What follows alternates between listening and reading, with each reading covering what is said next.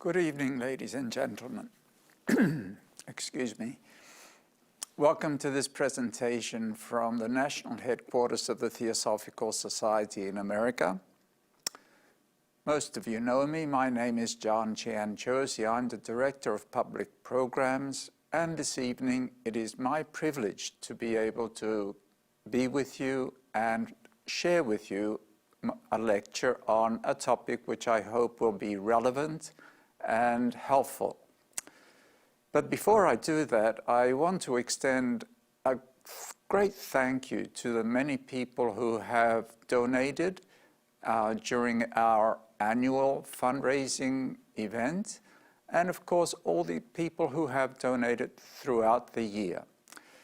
Your support is what enables the Theosophical Society to continue to bring programs such as our Thursday evening lectures and the many other workshops, classes, and groups that we normally offer both on site and online. Of course, during this traumatic year of the COVID-19 pandemic, we have had to suspend all our on-site programs. But luckily, through the magic of the internet, we are able to continue bringing to you our online programs. And of course, our Thursday evening lecture series has continued. In actual fact, this evening is the last of the Thursday lectures for the fall season. But not to worry, we will begin again in the winter on early January with a new series of lectures.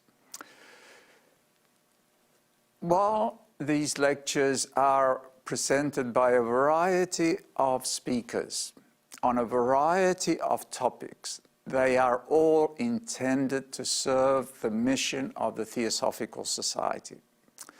And the mission of the Theosophical Society is very broad and open. I am really personally tremendously grateful to be part of this organization and to be working for it, and also to teach for it.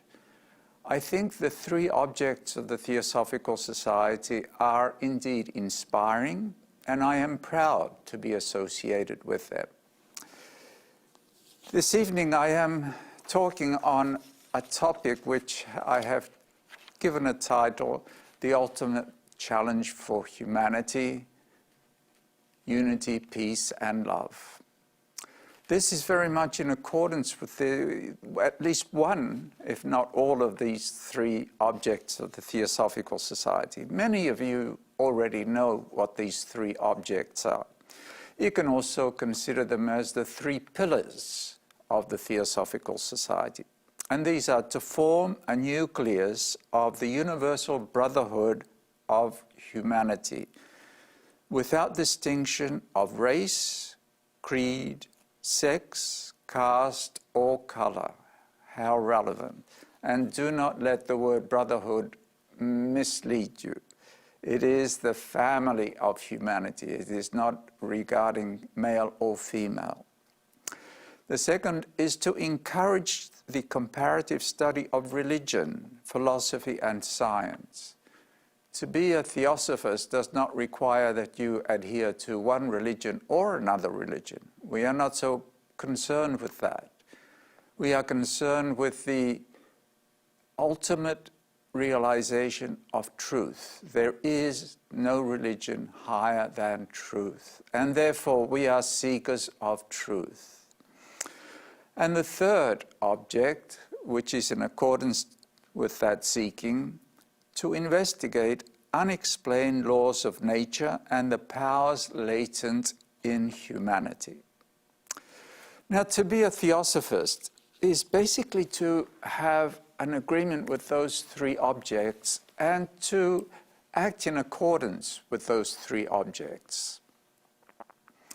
And so, personally, I am, as most of you who have heard me speak on previous occasions know, that I am a Buddhist of the Theravada tradition.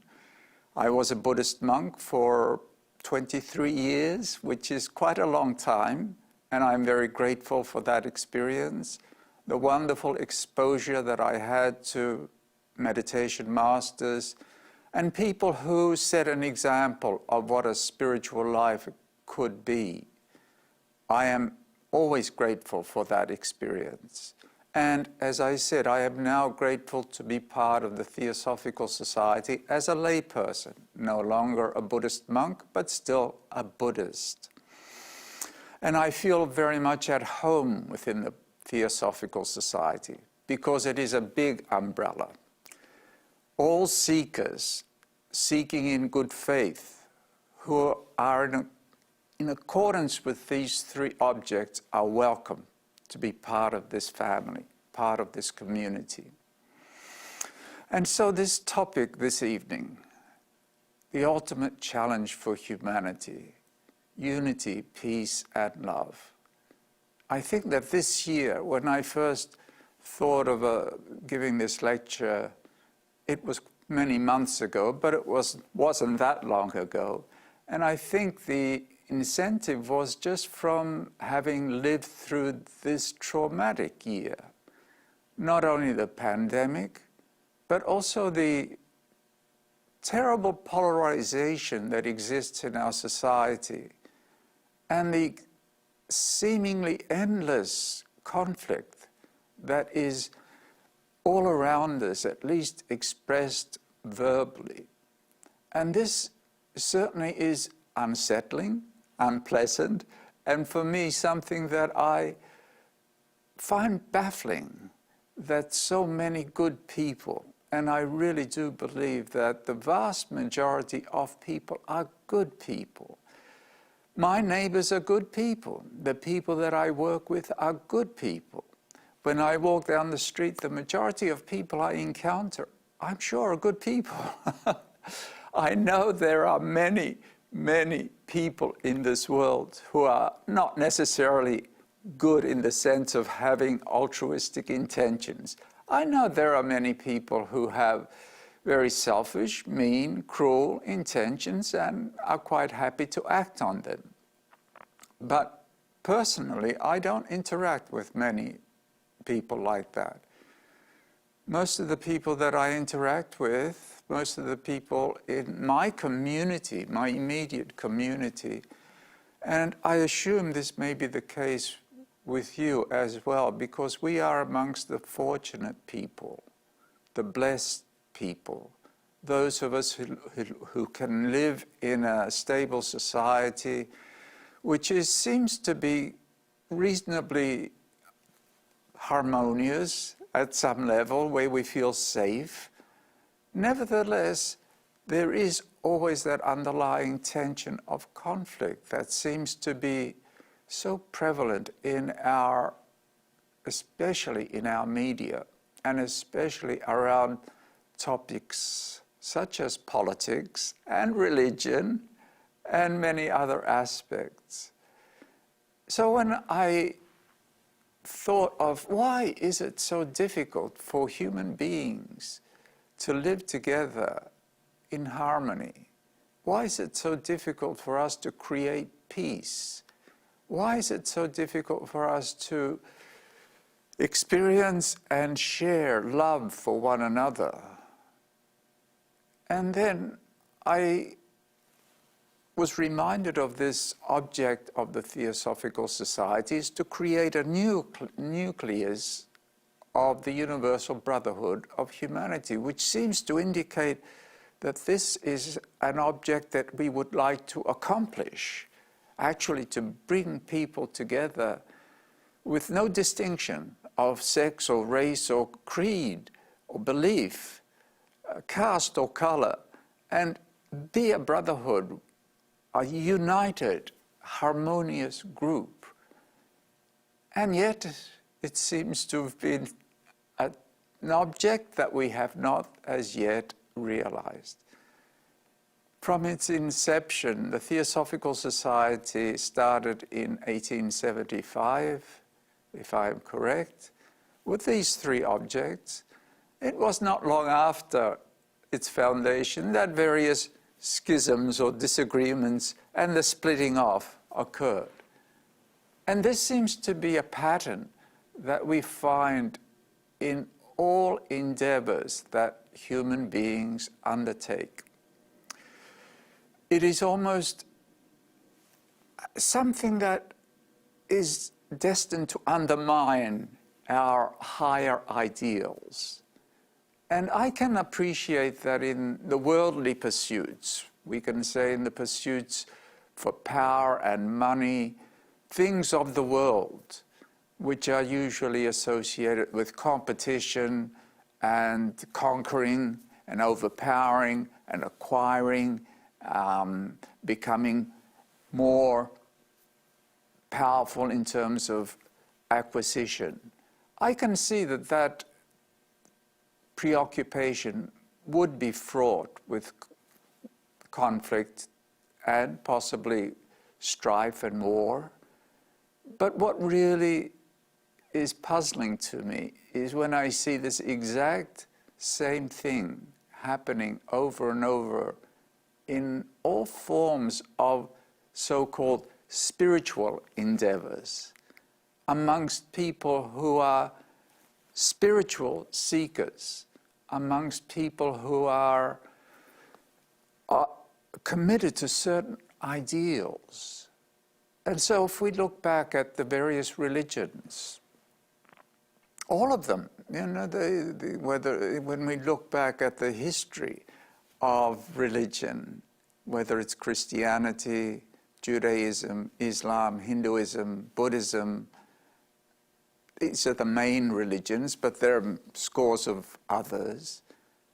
We will inevitably see that there is this initial high ideal and then the inevitable fragmentation that takes place in these groups of seekers and aspirants. And it is quite disheartening. In actual fact, if we look at the many world religions and their histories, we could become quite disenchanted with the value of religion at all, because it has brought so much conflict, so many wars, so much fighting, so much cruelty, so much killing in the name of religion, in the name of the so-called high ideals. And that is a sad, sad story.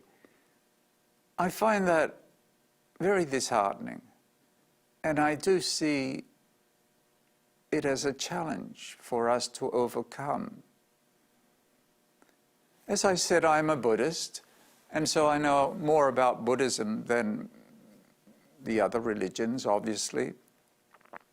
And I'm intrigued by the Buddhist teachings because I really do believe that the Buddhist teachings, which are the teachings of the Buddha who lived in northern India about 2,500 years ago, and he left behind a body of teachings which I find to be extraordinarily inspiring, as well as just what he himself taught and lived. And it is a living tradition because it continues to the present day, and we have many Buddhist masters whom I have met, I have been fortunate to meet, and I find many of them very, very inspiring as embodiments of some of these very ideal teachings. Yet when I read the Buddhist scriptures sometimes, it is also perplexing. You know, the Buddha is enlightened and he's teaching, he's a monk, a Buddhist, he was an ascetic and a renunciant, lived an ascetic life. He became enlightened and then he started teaching.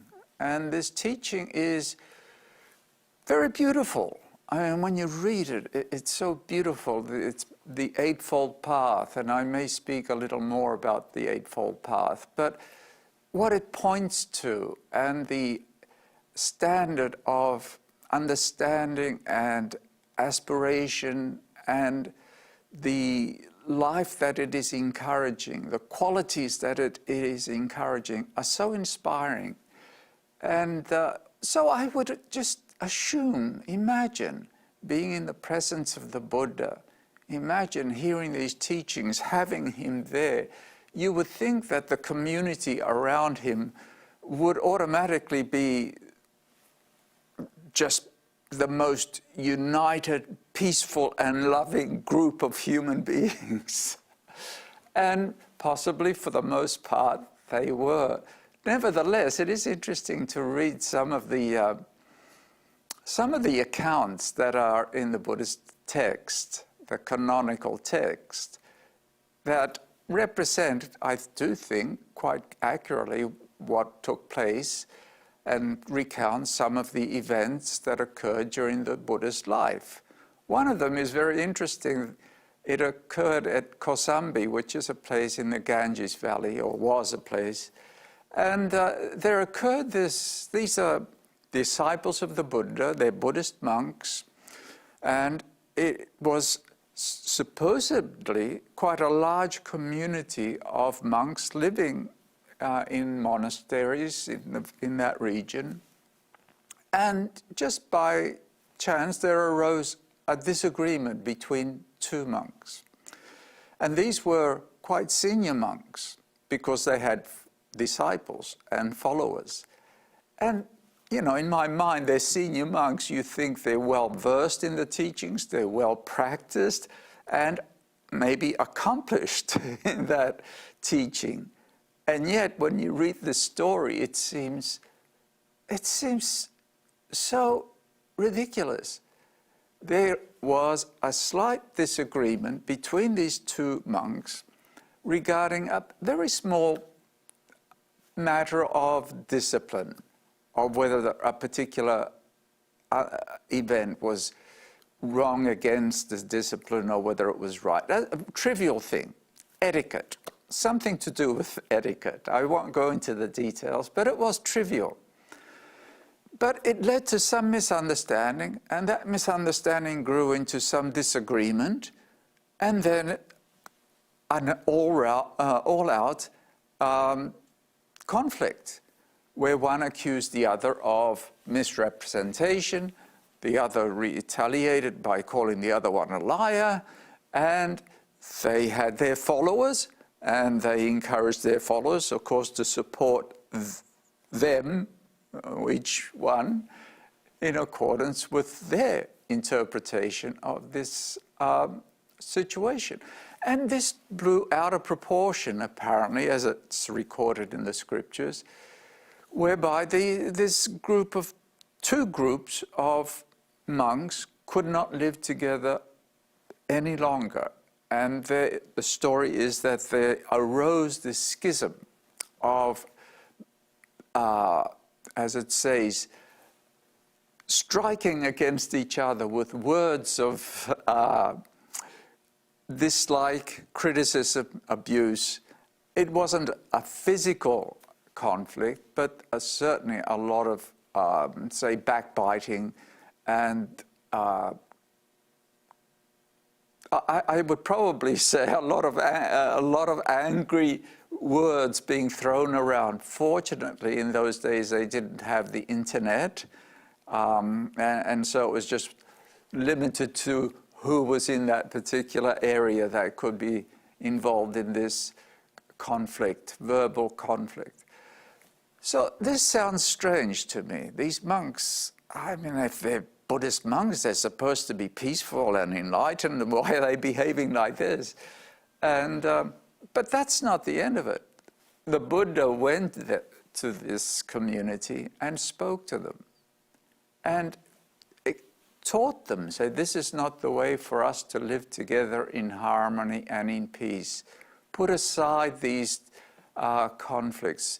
Put aside these harsh words. It is not beneficial. It does not conduce to peace. It is not the way to live.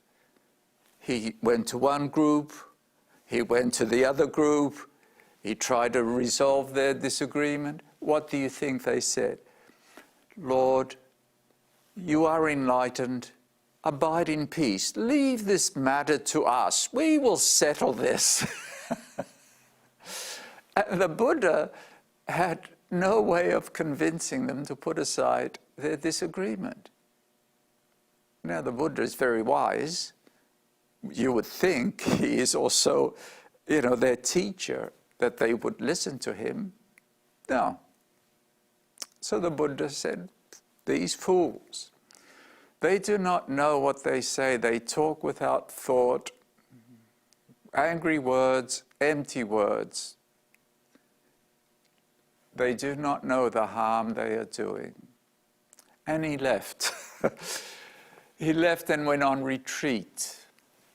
It was not until later that these foolish monks came to some realization that they were really being very stupid, and went to the Buddha and asked for reconciliation, and once again were able to reestablish a friendliness of harmony, loving kindness, and actually spiritual community.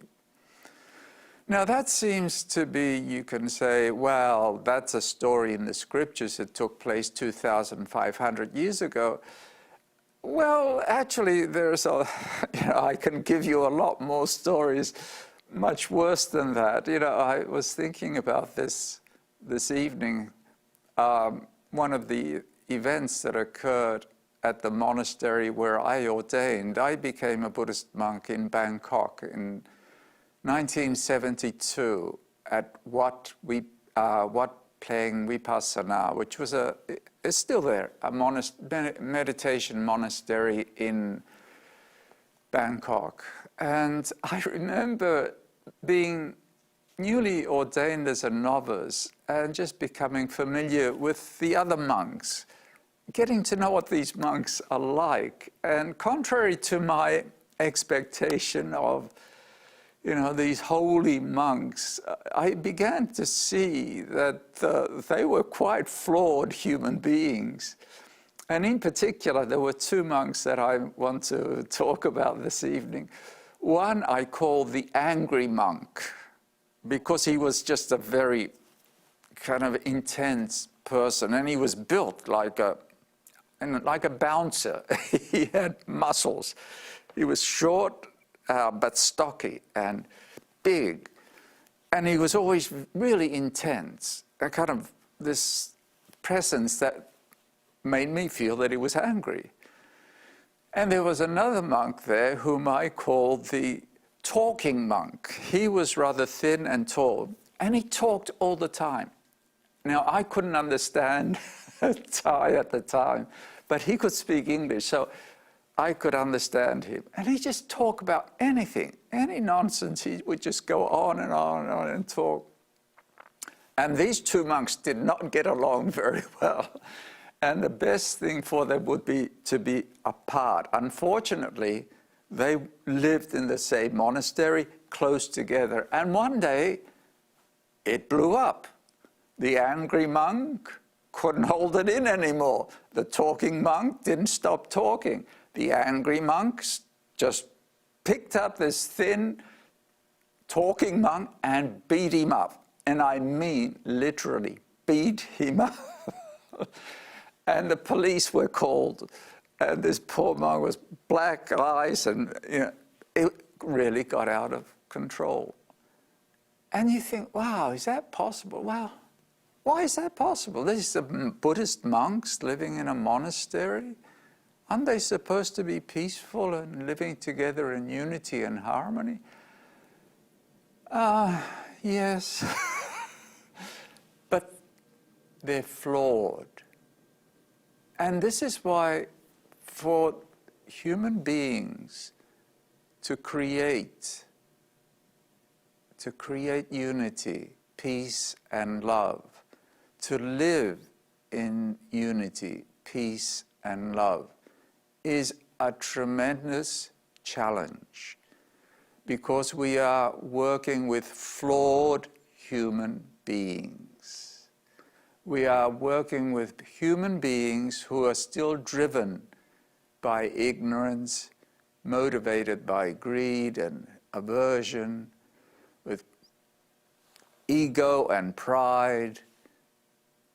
And when you're trying to create peace, unity, and love, and you're starting with this, a flawed human being, I think it is bound to be a very difficult undertaking that is probably doomed to failure. Actually, human beings have a great difficulty even imagining what a state of unity, peace, and love could be. Just think of heaven. Human beings, how do we think of heaven? We think of God, all powerful and all that, and yet Lucifer is not happy. He rebels. There's war, conflict. This is in the Christian and Judaic tradition. In the Hindu tradition and Buddhist tradition, they always talk about the war between the devas and the asuras, the gods and the jealous gods, and they're always at war with each other. So this is what human beings think of. How can they possibly conceive of unity, peace, and love as an actual state that can be realized? I don't think we can. And I don't think we can realize it for humanity. And that is why I do feel that the Buddha emphasized something a little different. It is strange that a fully enlightened being such as the Buddha, if anybody can enlighten everybody else, it should be a Buddha. If anybody can bring peace to the world, it should be a Buddha. If anybody can create just even a nucleus of a brotherhood, universal brotherhood of humanity, the Sangha, the Bhikkhu and Bhikkhuni Sangha, it should be the Buddha. And yet, even the Buddha was not able to do those things. He certainly did not abandon the effort of trying to create the conditions that are conducive to the evolution of that community. But he did not make that the focal point of his teaching.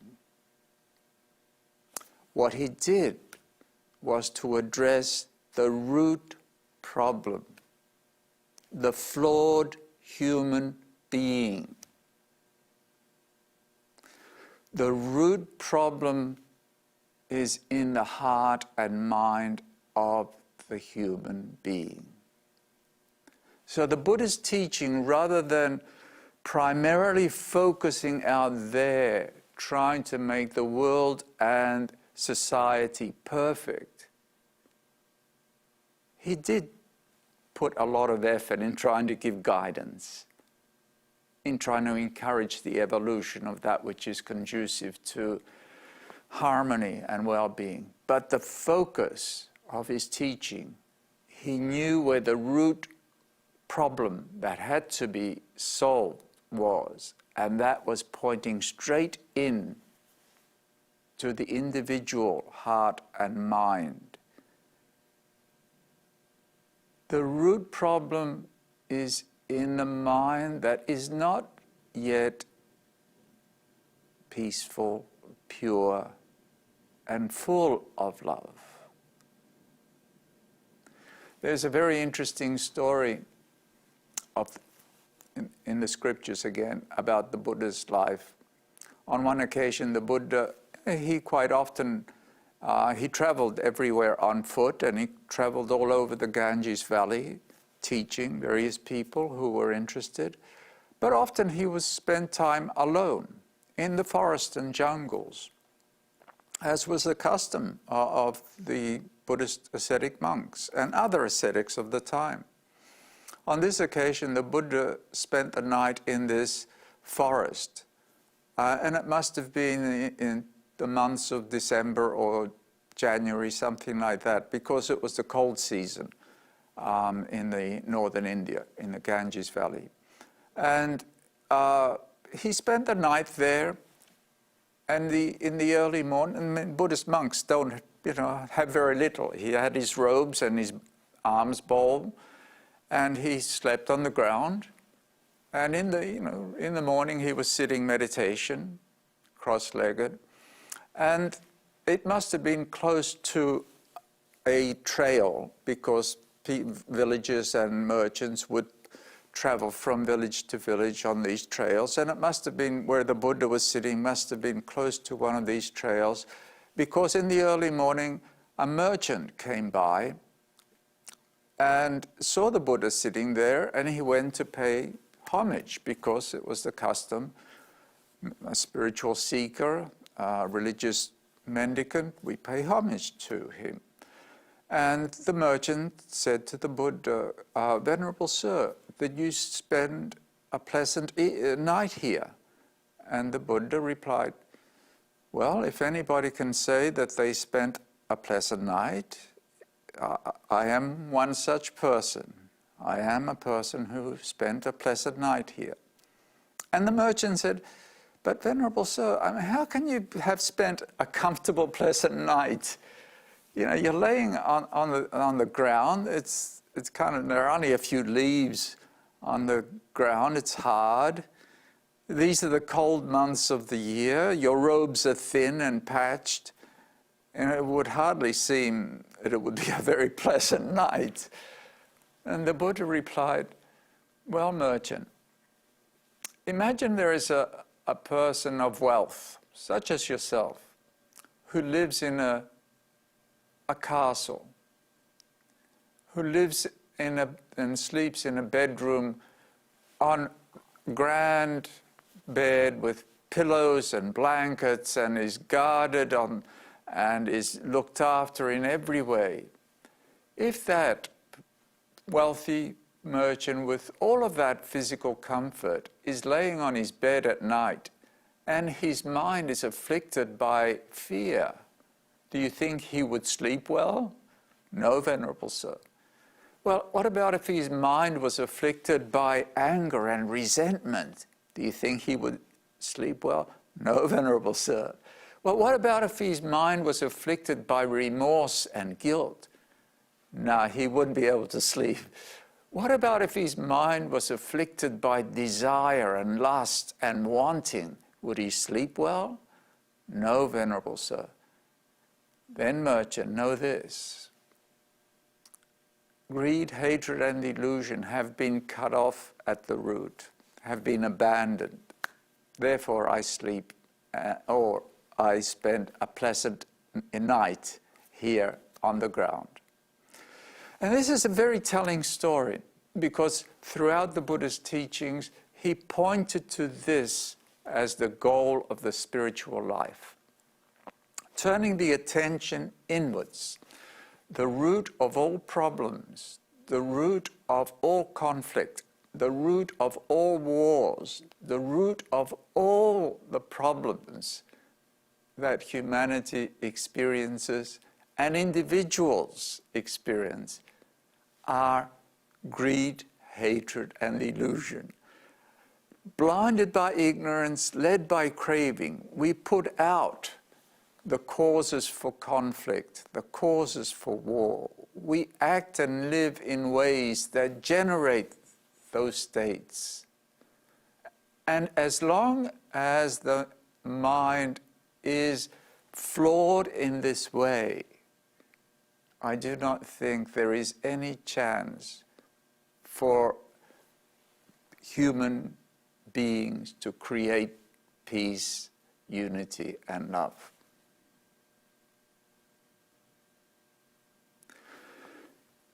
The cause of war starts in the mind.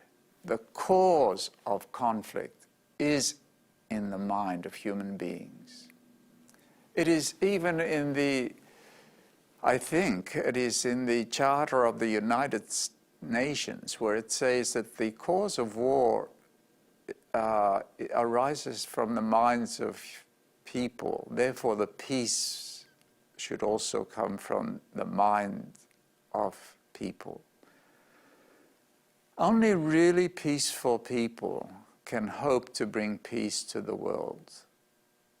Only really loving people can bring love to the world. And so the Buddhist emphasis on cultivating the heart and cultivating the mind as a primary responsibility of every spiritual seeker who wants to be a blessing to the world. In helping myself, I help others. In helping others, I help myself. This is contrary to the position of many people who see it as either one way or the other. So these Buddhist teachings are very much directed at finding and understanding and purifying oneself. Finding means turning the attention inwards to actually start to know oneself, to actually start to see what one is thinking and feeling, and then how one is acting and speaking and relating, and what one is creating as we interact with the world around us. The first step is beginning to see oneself, beginning to become aware.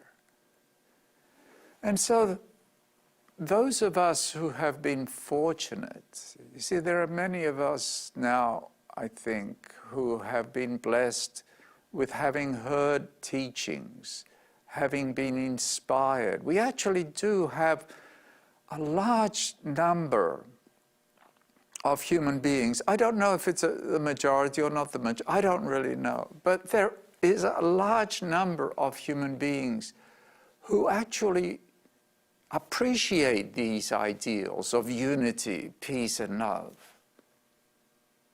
I mean, that is a wonderful, just to appreciate that as an ideal, to aspire to.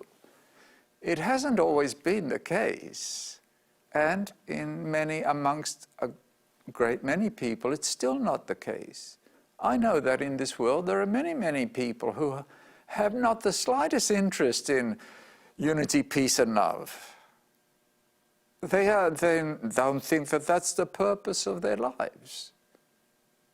And please do not romanticize nature. Do not romanticize the jungle. Do not romanticize the more primitive or the much earlier, simpler communities, societies, tribes, people. It is easy for us to romanticize of how they lived in such great harmony and peace, and everything was so hunky-dory and rosy. I do not think so. There has always been a competitive, and because of the desire for self-gratification, self-preservation, self-propagation, there's always been the instinct that drives not only human beings, but all life in a way which is competitive and against, eat or be eaten. And this is so in the jungle. Life in the jungle is no fun. Animals in the jungle eat or be eaten, and it is a struggle. Let us not romanticize that too much. I do feel that as human beings we have gradually evolved, come out of the jungle in many ways, and many of us have been educated by some of these spiritual teachers that we have encountered. I find myself blessed just to have, one, come across Buddhism, the ideals of Buddhism. Before I came across Buddhism, I had never even imagined It was never even a thought that a human being could actually be free of greed, hatred, and delusion. I just assumed that greed and hatred were part and parcel of the human being. That's what I am. It's my nature. That's the Buddha says, yes, that nature, that is part of nature. Greed, hatred, and ignorance. Selfishness is part of nature. Cruelty is part of nature. To kill, to murder, to rape, to do everything nasty is part of nature. Nature allows that, but it is not the best of nature.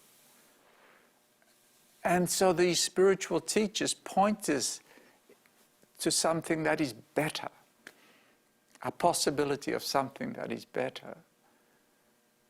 That it is possible for us to come out of the jungle, to grow out of just living by instinct, to grow out of the self-obsessed, just self-gratification, preservation, propagation, into a more enlightened human being whose world and life is so much more. And that is what somebody like the Buddha personified. And the teachers whom I met, my teacher, Venerable Ajahn Chah, to me personified that. Someone who could be so at peace and so loving and so at ease with life. Not cold like a stone. The Buddha was not cold and dead like a stone, although some people will say that a stone is not dead, fine. But interact with the world in a way which is really coming from loving kindness, compassion, joy, and a sense of tremendous peace. And these, we say, are the attributes of the enlightened being. We call them the Brahma Viharas, or the divine abodes, the divine emotions, if you want, altruistic emotions, loving kindness towards all beings, compassion, and this natural reflex to try and relieve the suffering of others, experiencing joy at the joy and happiness of others, and the peace that is natural to the mind that is awake and enlightened. So the Buddha focused his teaching to encourage each individual to do the work, to address the root cause of the problem. And this, he said, is a path of training that needs to be cultivated. And it's called the Eightfold Path. The very first of the Eightfold Path is called right view, right understanding. And it is very, very enlightening to be exposed to such a teaching, because depending on what we understand, what values we have, depending on our views and attitudes, will determine our intentions and our aspirations, which then in turn will condition our speech and action and how we go about life. So the right view that the Buddha greatly encouraged, the first thing is to recognize that greed, hatred, and delusion are actually a problem. That acting on greed and hatred is not the path to happiness, is not the path to fulfillment, neither for oneself nor for others. That we can, the view that we can somehow achieve happiness and fulfillment by taking advantage of others, by exploiting, by hurting, by cheating, by lying, by creating disruption. If the way we live is contributing to conflict, strife, and war, we cannot achieve peace or happiness. And this is a rather radical view, actually, because most of us think in this polarized way. It's either my happiness or their happiness. For me to be happy, they can't be happy. And that is how much of our society is based, much of our attitude and the way our societies are structured. It's set up to be competitive, us against them. And this is another beautiful aspect of the Theosophical teachings, that the oneness of life, which I think is another way of expressing the Buddhist feeling of, in helping myself, I help others. In helping others, I help myself. It's this seeing the wholeness, that it is not really possible to achieve happiness at the expense of others. And also to begin to have an appreciation of what real happiness is, that acquiring and having pleasure or wealth or power in itself is not necessarily, or certainly not happiness. And many of us have seen that over and over again. Happiness must come from within. There is nothing out there. It doesn't matter where we go, what we do, what we achieve, what we gain, it will not make us happy. As long as there is the root cause of unhappiness, greed, hatred, there's craving, wanting more, will never be satiated. So this is the Buddhist teaching now, is to, if you really understand this, if you really have an appreciation of this, for my happiness, for me to realize happiness, I must be able to overcome this basic flaw, this sense of craving for things, the craving for achievement, the sense of setting up duality of me against them, that the true happiness comes from a mind that is freed from greed, freed from hatred, freed from ignorance. If we really have that appreciation, we will have a different approach to life. Our values change, our intentions change, our aspirations change. So the Buddha said, from right view arises right intention, and he tried to give us a good roadmap. He said, these are right intentions. If you want to really attain this goal of ultimate happiness or true happiness, true peace, these are the intentions that you should set firmly in your mind. These are the aspirations that we should be aiming for in our lives. Renunciation, the intention of renunciation, because that is the exact opposite of the intention of greed and craving for me and mine. That obsession with me and mine, self-gratification, self-preservation, learning to share, learning to give, learning to put aside, learning to say enough, learning to say, well, I've actually got a lot here, thank you, and appreciate it. Learning to share with others.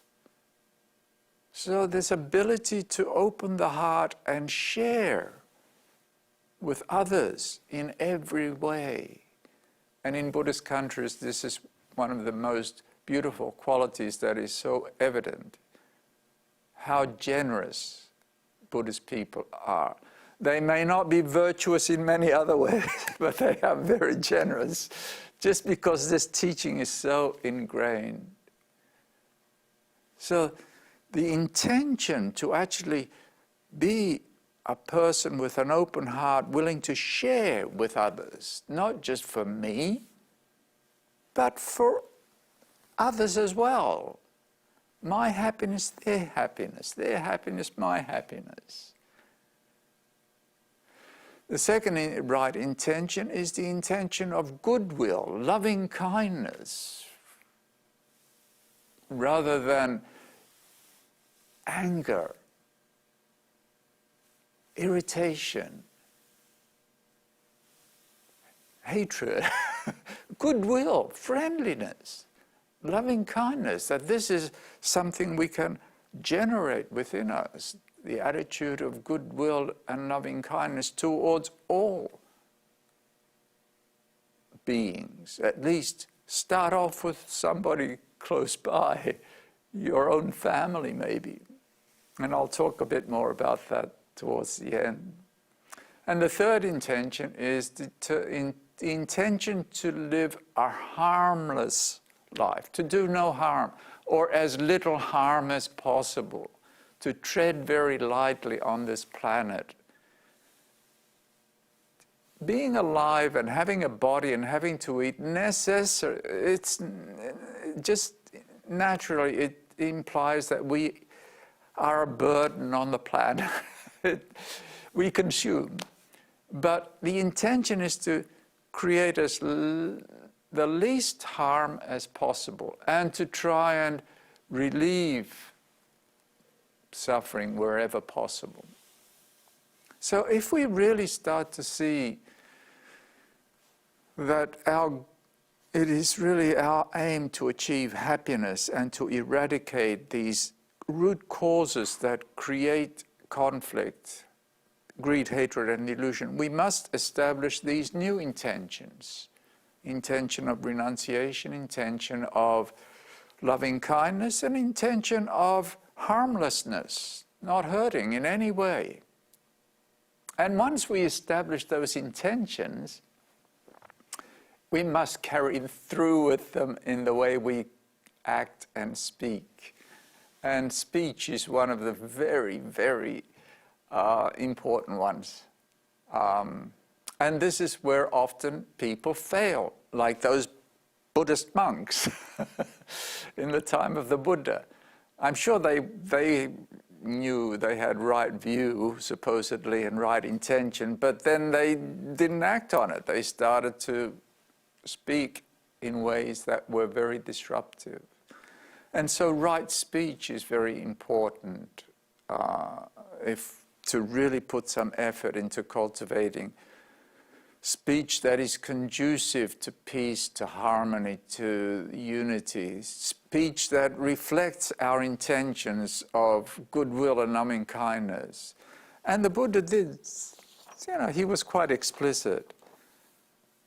Right speech is not only being truthful, yes, honesty, truthfulness is imperative.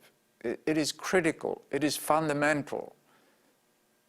Once you do not know that the person is actually speaking the truth, there is no way that you would ever be able to have trust in that person, and there is never the possibility of harmony and living in harmony and peace. Without trust, there is no peace. Without truthfulness, there is no trust. Being committed to speaking the truth is a very fundamental cause for the arising of unity and harmony in a group.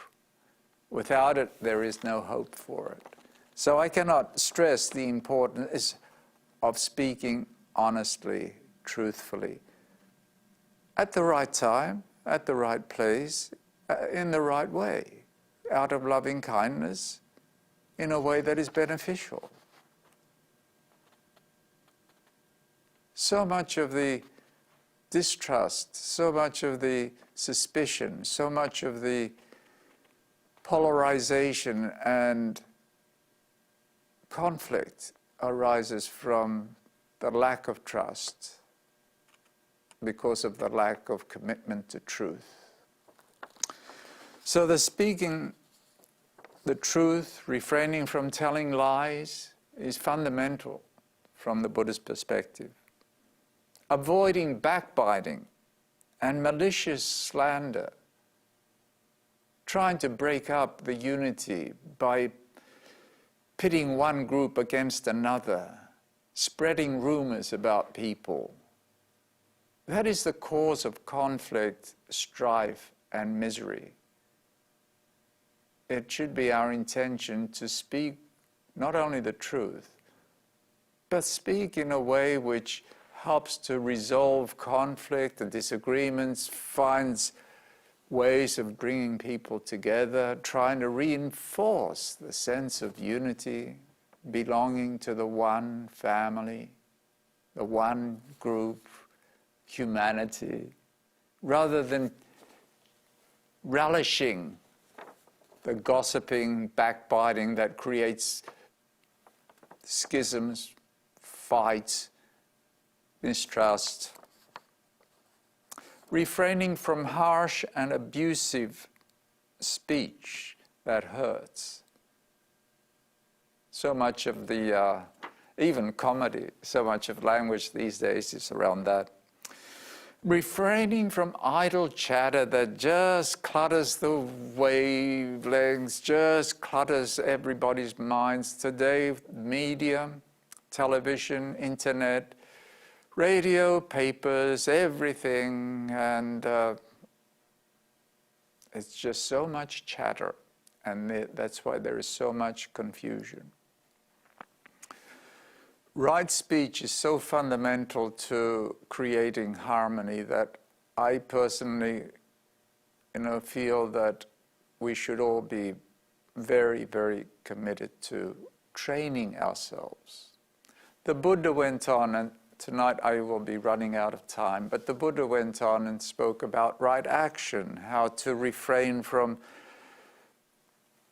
acting in ways that disrupt and cause conflict and cause suffering and cause, let's say, misery. Killing, stealing, adultery, lying, and taking drugs and variety of things that make us more stupid than we already are. Now, these are guidelines as to the Buddha encouraged in terms of how to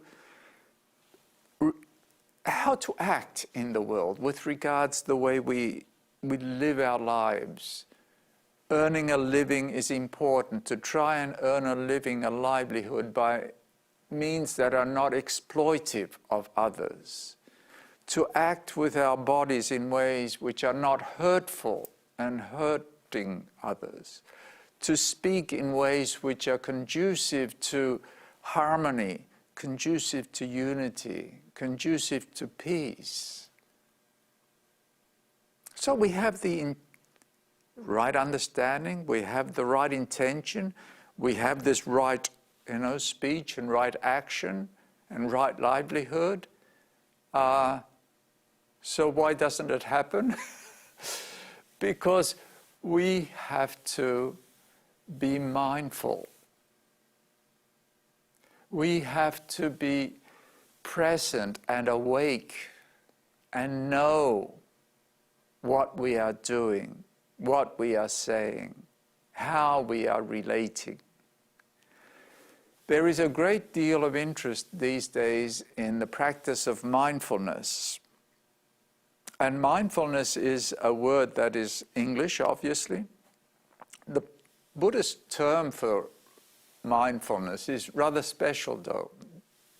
He called it, the Buddha termed it samma sati, right mindfulness. And this is very important point, exactly what the Buddha is talking about when he says mindfulness.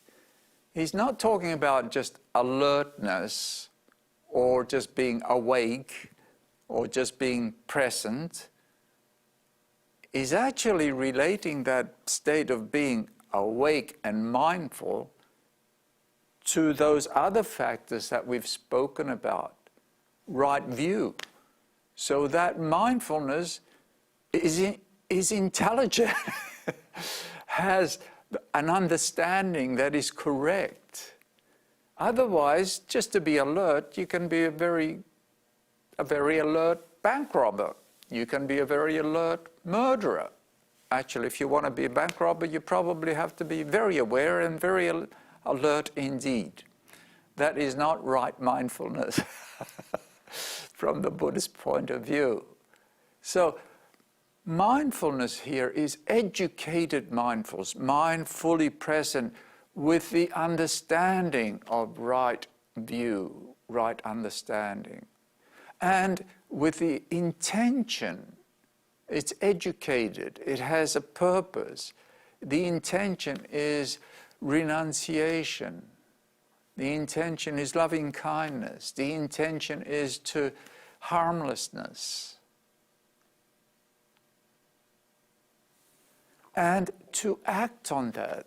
So my mindfulness is to make sure that I speak truthfully, to make sure that I speak in a way which is conducive to harmony, to make sure that I speak kindly and gently, to make sure that I speak at the right time and with things that are of some consequence and not just babble on non-stop.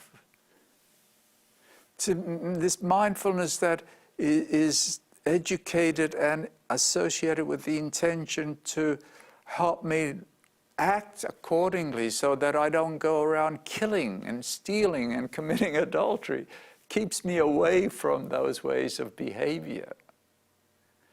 This mindfulness that looks after and enables me to follow the path.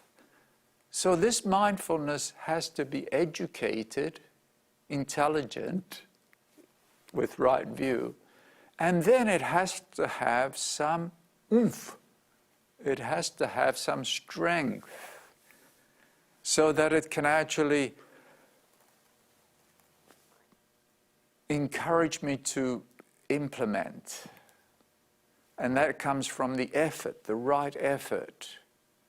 So that this mindfulness is educated, it's got some strength, and it helps me cultivate the path that leads to peace, that leads to the ultimate happiness, which is enlightenment, which is the human potential of every human being. And only such a human being who has realized this enlightenment and eradicated those root problems of greed, hatred, and delusion may have a chance of bringing peace to the world, at least more peace rather than more harm. Unfortunately, many people who have very high ideals and very high even I would say high aspirations, they want to fight for peace. Fight for peace. They want to bring peace to the world. And because the root problem is still there in the mind and in the heart, quite often people of that inclination end up being another source of problem in the world. You know, when very interesting what Gandhi said for people who want to undertake non-violent resistance to oppression, to injustice, discrimination, the things that we see are wrong. For someone who wants to really undertake non-violent response, it requires that this person be very, very disciplined and I would go further and say that it requires this person to be rid of those poisons of greed, hatred, and delusion, or at least have them well under control. Because otherwise, it'll end up being that this person becomes worse than the oppressor, just as has happened many, many times over. There's a very interesting story from the scriptures. I mean, it's difficult to relate to these days because we don't have ox-drawn carts, but there is this merchant, and he's got this very big load of goods on this cart that is being drawn or pulled by this very scrawny ox in India. And the merchant is impatient and he's whipping the ox to make it move faster and pull this wagon along to get to the market quickly. And there's this very religious man on the side of the road seeing this. How cruel, how terrible, this merchant beating that poor ox. How dare you do that? That's terrible, cruel, and you're a monster. And he gets so enraged and righteous indignation, he can't help himself. He jumps onto the wagon, grabs the whip and starts whipping the merchant. And we have seen this over and over again. So, my friends, if we want to have any chance of creating peace, harmony, and unity, let us start by working on ourselves. I'd like to give you a task to do. Spend some time with yourself. Begin by being peaceful within yourself. Start off by being peaceful with your body. Turn your attention to the body. See if you can be really, really peaceful within that body and direct some loving kindness to it. Can you be peaceful with your body and love your body, even when it does things that you don't like?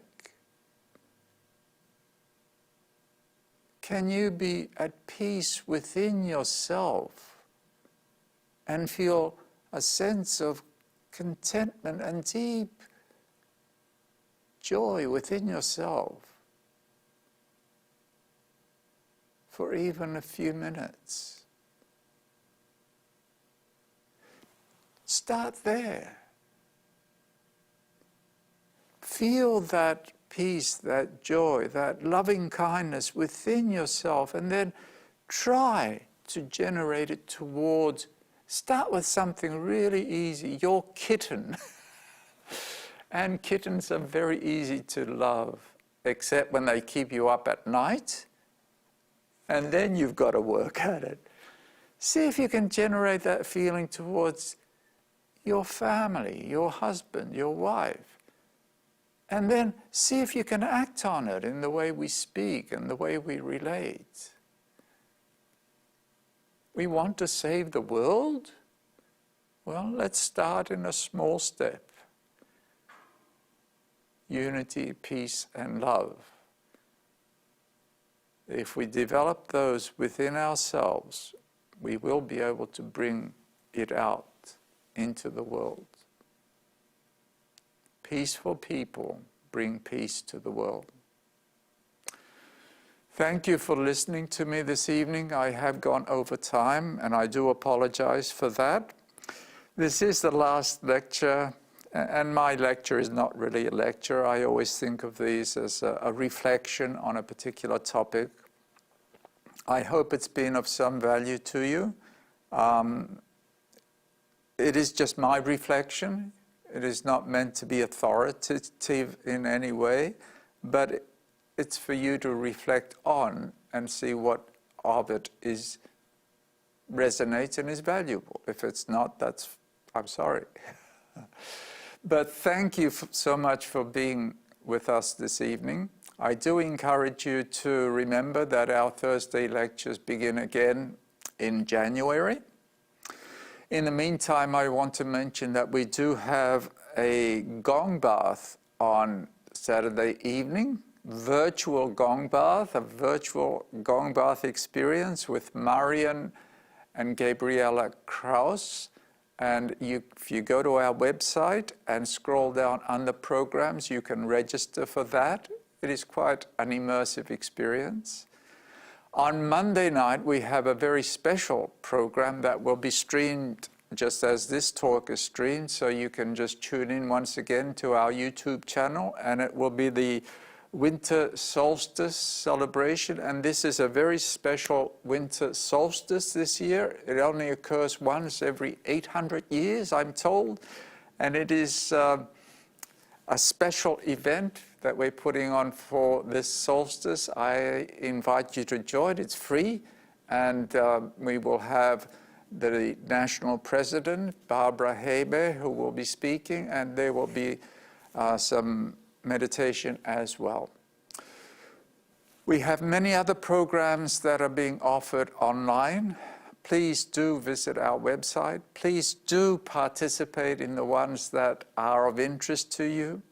It is a way in which we can support you and you can support us in this time of physical separation and a time of great, I think, stress and difficulty for many people.